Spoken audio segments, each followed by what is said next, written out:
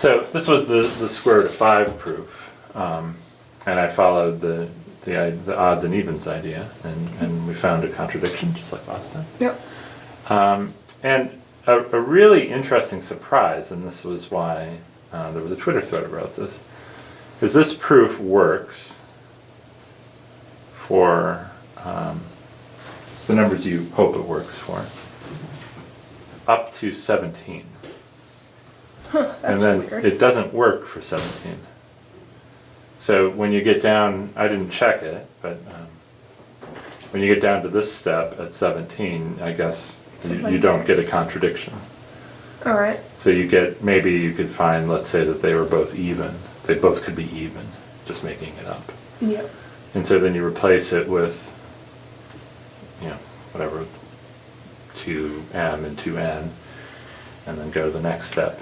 And then you find that maybe they can be odd and even, or something. And so you always find a path that I don't know, doesn't, or maybe you go in a circle. Maybe you go back to A and B again, or something. I don't know. But the interesting thing was that it breaks at 17. Interesting. So some proofs,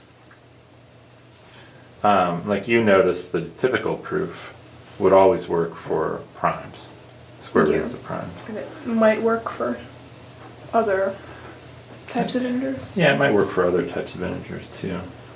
And the surprise is that this is a proof technique that stops working at 17. And maybe it works for numbers above 17. In fact, I think he explained what numbers it works for and doesn't work for. But sometimes proof techniques extend and are very general, and sometimes they don't. And this was an interesting example of one that doesn't extend. Yeah. And actually, you would think it would extend because instead of it involving like the integer that you're trying to prove the square root of is irrational, it involves more odds and evens than the other proof. So you think it should work for a broader spectrum of integers. That's actually a really interesting observation. But it looks like it breaks sooner than the other one would break.